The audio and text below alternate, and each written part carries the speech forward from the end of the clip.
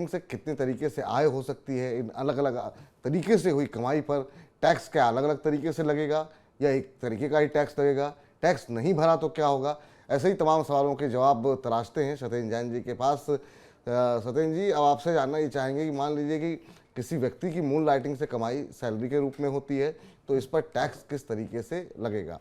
उदाहरण के तौर पर कि अगर एक जो एम्प्लॉयर है, एम्प्लॉयर ए से एक व्यक्ति का सैलरी के रूप में 10 लाख रुपए लेता है और दूसरी जगह से एम्प्लॉयर बी जो है वहाँ से 5 लाख रुपए की सालाना आमदनी होती है, तो इसके लिए टैक्स कैलकुलेशन कैसे किया जाएगा। ये टैक्स कैलकुलेशन क्या जो एम्प्लॉई है उसको अपने स्तर पे करना होगा या फिर एम्प्लॉयर से ही वो टीडीएस कटवा ले अपना, क्या प्रोसीजर क्या होना चाहिए आइडियल रूप में।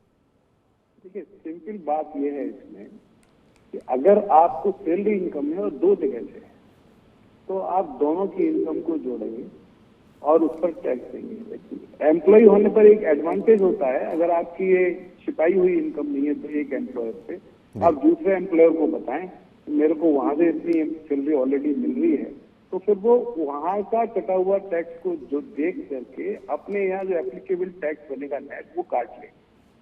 इसमें गलती अक्सर कई बार एम्प्लॉय की केस में क्या होती है, वो दोनों जगह बताते नहीं है, तो बेसिक एग्जाम्पशन दोनों जगह ले लेते हैं। तो 2.5 लाख रुपए तक टैक्स नहीं लगता है, वो पहला एम्प्लॉयर भी नहीं काटता है और दूसरा एम्प्लॉयर भी नहीं काटता है। लेकिन जब वो टैक्स का रिटर्न भरते हैं तो वो उसके ऊपर बहुत सारा टैक्स लगता है, क्योंकि वो आपके ऊपर एप्लीकेबल रेट ऑफ टैक्स बढ़ जाता है। तो इसको ऐसा ना करें, आप दूसरे एम्प्लॉय को बता के उस पर अपना एप्लीकेबल रेट से टैक्स कटवा लें, और अगर ऐसा नहीं किया है तो आप दोनों जगह एग्जेम्पशन क्लेम ना करें। बेसिक एग्जेम्पशन को जो 2.5 लाख रुपए की, उसको करके सिर्फ जो टैक्स बनता है दे दे और रिटर्न भरे, तो आपको इनकम टैक्स से कोई दिक्कत आएगी नहीं। अदरवाइज आपको टैक्स और टैक्स के ऊपर ब्याज एप्लीकेबल सारे देने पड़ेंगे, और अगर आपने नहीं डिक्लेयर किया तो पेनल्टी मिलेगी। तो सलाह यही है कि अगर आप पैसे बचाना चाह रहे हैं तो टैक्स समय पर जमा करें, ताकि आपके ऊपर किसी तरह का कोई लाइबिलिटी ना रहे, कोई किसी तरह की कोई पेनल्टी ना लगे। इन सब से बचना है तो समय से आप ज़्यादा कमा रहे हैं, परिवार के लिए कमा रहे हैं, तो उसका एक हिस्सा टैक्स के रूप में सरकार को अवश्य दें। अगला प्रश्न ये आता है, जी आप कुछ कह रहे हैं सर। एक चीज ये जो बेसिक बात है, जो अक्सर लोग भूल जाते हैं कि बेसिक एग्जेम्पशन को 2 बार क्लेम ना करें, जो अक्सर एम्प्लॉइज ध्यान नहीं रखते हैं और उसको अवॉइड करते हैं, जो उनके लिए परेशानी का कारण बनती है। तो ये महत्वपूर्ण बात है कि मतलब कि आप इसको जो है किसी भी रूप में अवॉइड ना करें। अगला प्रश्न हम आपसे जानना चाहेंगे कि बहुत सी कंपनियां मून लाइटिंग के लिए प्रोफेशनल फीस के तौर पर भुगतान करती हैं। कई बार लोग मून लाइटिंग से कमाई को प्रोफेशनल फीस के रूप में भी दिखाते हैं। प्रोफेशनल फीस के तौर पर कमाई पर टैक्स कैसे लगेगा। आप मान लीजिए कि आप हैं कहीं पे, आप मान लीजिए कि एम्प्लॉय भी हैं और कहीं पर लोगों को सलाह दे रहे हैं और उसकी फ़ीस भी आप प्रोफेशनल फ़ीस ले रहे हैं, तो वहाँ पर क्या कुछ एग्जम्पशन मिल सकता है, कुछ छूट मिल सकती है। वहाँ पे बहुत अच्छा है उनके लिए। बेसिकली अगर आपको मून लाइटिंग या कोई भी काम करके जो पैसा मिलता है और प्रोफेशनल फीस की तरह मिलता है, तो ये आपके हित में है, क्योंकि इसके लिए जो आपको कमाई हुई है उसके अगेंस्ट आप अपना बिजली का खर्चा, फोन का खर्चा और जो भी बुक्स वगैरह का खर्चा एज एन एक्सपेंडिचर क्लेम कर सकते हैं, है ना। जैसे आपने कोई बुक्स खरीद रखी है, सब्सक्रिप्शन करते हैं किसी रिलेटेड फील्ड में, आप अपने घर पे बैठ करके जो फोन यूज कर रहे हैं, तो उस सब पर आप उसको खर्चा क्लेम कर सकते हैं प्रोफेशनल इनकम के अगेंस्ट। सैलरी के अगेंस्ट आपको कोई खर्चा अलग से नहीं मिलता है जी। सैलरी में कंप्लीट इनकम आपकी इनकम में जुड़ती है, और प्रोफेशनल फीस की तरह जब आप लेते हैं तो आप ये सारे खर्चे क्लेम कर सकते हैं। अब ये मुझे समझना होगा, ताकि बहुत सारे जो लोग हमारे दर्शक देख रहे होंगे वो अब ये समझना चाह रहे होंगे आपसे कि कौन कौन से प्रोफेशन ऐसे हैं जहाँ जिसको हम लोग प्रोफेशनल फीस के तौर पर कोट कर सकते हैं, दिखा सकते हैं, और अपने उन्होंने जो भी सामान खरीदे हैं उसको एक्सपेंडिचर में वो दिखा सकते हैं।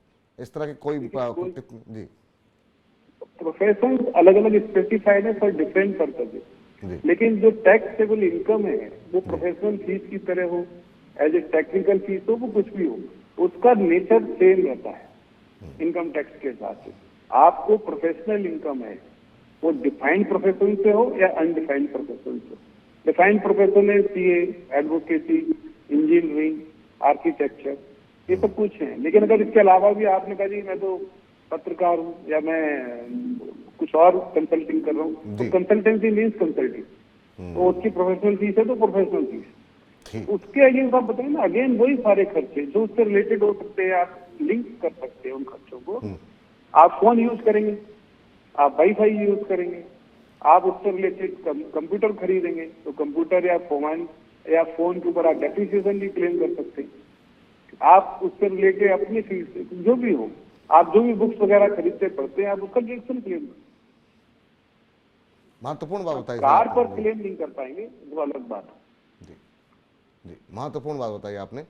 अब ये आपसे जानना चाहेंगे, कई लोग परमानेंट जो उनकी नौकरी है उसके साथ साथ छोटे मोटे साइड जॉब कर लेते हैं, अलग अलग जगहों पे कर लेते हैं, एक साथ कई जगहों पे 1 घंटे का काम है, आधे घंटे का काम है, इस तरीके से करते हैं और उस पर वेंडर्स टीडीएस पहले से ही काट करके भुगतान करता है।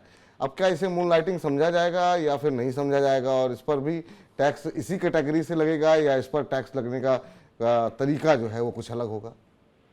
कि देखिए, पहली चीज है मून लाइटिंग है या नहीं है, ये डिपेंड करता है आपका एम्प्लॉयमेंट कॉन्ट्रैक्ट क्या कहता है। नॉर्मली एम्प्लॉयमेंट कॉन्ट्रैक्ट में वो आपको कुछ और करने की परमिशन नहीं देते हैं, तो आप एम्प्लॉयमेंट के अलावा कुछ भी कर रहे हैं बिना परमिशन के, वो मून लाइटिंग, ठीक है, वो तो अलग इशू है। जहां तक रही इनकम टैक्स की बात, तो वहां आपको जो भी कमाई हो रही है, चाहे वो वेंडर की तरह हो, आप उसको कॉन्ट्रेक्चुअल फीस लीजिए। आप प्रोफेशनल फीस कहें, कॉन्ट्रेक्चुअल फीस कहें, उसका टैक्सेशन एक ही तरीके से होता है। और जो टैक्स कट जाता है वो नॉर्मली 2% या 10% होगा। तो वो आपका जैसे सैलरी से टीडीएस कटता है, वो ये आपका प्रोफेशनल फीस से टीडीएस कटे। आप अपनी प्रोफेशनल इनकम को इनकम में जोड़िए, उस पर जो खर्चे हो सकते हैं वो क्लेम करिए, फिर जो टैक्स बनता है एप्लीकेबल रेट से वो निकालिए, उसके अगेंस्ट जो आपका टैक्स काटा गया है उसको घटा दीजिए और बाकी टैक्स आप खुद दे दीजिए। अब यहाँ पर महत्वपूर्ण सवाल अब ये आता है कि अगर कोई व्यक्ति कमाई कर रहा है मून लाइटिंग से, मान लीजिए 2 जगह काम कर रहा है और वो अगर उसे इनकम टैक्स रिटर्न में अपने नहीं फाइल करता है, दिखाता नहीं है और उस पर टैक्स भी नहीं दे रहा है, ऐसे में इनकम टैक्स डिपार्टमेंट क्या कुछ कार्रवाई कर सकता है? क्योंकि सारे फाइनेंशियल ट्रांजैक्शन एआईएस में अब आजकल दिख जा रहे हैं और इसमें क्या बहुत सारे छोटे मोटे जो कर्मचारी होते हैं, जैसे बहुत लोग कैश में भी ट्रांजैक्शन कर लेते हैं कि दिन के 1000 रुपये मिल रहे हैं, 1 घंटे के 2 घंटे के 2000 रुपये मिल रहे हैं, वो तमाम चीज़ों को किस तरीके से कैलकुलेट किया जाएगा, एआईएस किन किन चीज़ों को देखता है, और अगर आप अपने इनकम टैक्स रिटर्न में इस अमाउंट को नहीं दिखाते हैं तो किस तरह की कार्रवाई किसी इंडिविजुअल पर हो सकती है? मैं चाहूँगा हमारे दर्शकों को आप समझाइए जरा। देखिए, जो भी पैसा आपको मिलता है, जी। तो अगर किसी कॉर्पोरेट से मिल रहा है, किसी ऐसे व्यक्ति से मिल रहा है जिसका ऑलरेडी टैक्सेबल टैक्स ऑडिट वगैरह होते हैं, तो वो रिलेटेड इंफॉर्मेशन गवर्नमेंट और के पास, इनकम टैक्स डिपार्टमेंट के पास चली जाती है। और अगर आपका पैन नंबर लिया हुआ है तो वो आपके पैन नंबर में ऑटोमेटिक एआईएस में चली जाती है। तो आप इनकम अगर कुछ भी कमा रहे हैं तो उसको छुपाएं नहीं, क्योंकि वो इनकम टैक्स वाले से छुपेगी नहीं। तो अगर आपने अपनी इनकम टैक्स रिटर्न में इनकम को नहीं लिया और उनके पास इंफॉर्मेशन है, तो वो आपके ऊपर कंसीलमेंट माना जाएगा कि आप अपनी इनकम को छुपा रहे हैं। जी। और उस केस में एक सेक्शन है 270A, जी। उसमें आपकी जो छुपाई हुई इनकम है उस पर टैक्स लगेगा और 50% की पेनल्टी लगेगी।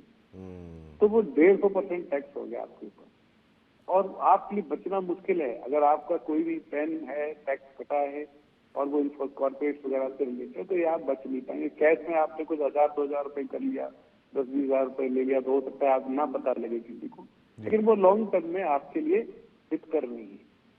तो आप लोगों के लिए, जो हमारे दर्शक हैं, उनके लिए सलाह यही है कि आजकल के डिजिटाइज्ड वर्ल्ड में इस तरह की गलती ना करें। ऐसा ना हो कि 4 पैसे बचाने के चक्कर में आप 40 रुपये जो है वो खर्च कर दें पेनल्टी के तौर पर। उससे अच्छा ये है कि अपनी आय को जो भी आ रही है वो अपनी आय को डिक्लेयर करें, उस पर जो भी टैक्स बनता है वो पूरा दें और पेनल्टी से बचें। अब एक महत्वपूर्ण सवाल, चूँकि इस सेगमेंट को हम समेटेंगे, चलते चलते आपसे जानना चाहेंगे कि जो लोग भी मून लाइटिंग करते हैं, एथिकल है नहीं एथिकल है, निश्चित रूप से आपने कहा कि जैसा कि एक सब्जेक्टिव विषय हो सकता है, किसी कंपनी की पॉलिसी हो सकती है, किसी इंडिविजुअल का डिसीजन हो सकता है, लेकिन किन चीज़ों का ध्यान मुख्य तौर पर रखना चाहिए, खास तौर से टैक्स फाइलिंग को लेकर के? कौन सी चूक ऐसी है जो आपको लगता है कि अक्सर जो है तमाम प्रोफेशनल्स कर देते हैं, जिसकी वजह से उनको बाद में थोड़ी परेशानी का सामना करना पड़ता है? देखिए, जो लोग सैलरीड काम कर रहे हैं उनको इतना आइडिया नहीं होता, उनको लगता है टैक्स कट गया तो हमारी जिम्मेदारी खत्म हो गई। तो बेसिकली पहली चीज तो है कि डबल बेसिक एग्जिस्टेंस क्लेम ना करें। नंबर 1। नंबर 2, अगर आपको प्रोफेशनल फीस मिल रही है तो जो टैक्स कटा है वो आपने एक तरीके से टीडीएस है, उस इनकम के ऊपर टैक्स पूरा नहीं जी। है। इनकम को जोड़ें और उससे रिलेटेड जो टैक्स बनता है वो दें, और जो टैक्स आपका कटा है उसका क्रेडिट लेंगे। तीसरी बात, अगर आपके कुछ खर्चे किए हैं तो उनका थोड़ा हिसाब रखें ठीक से।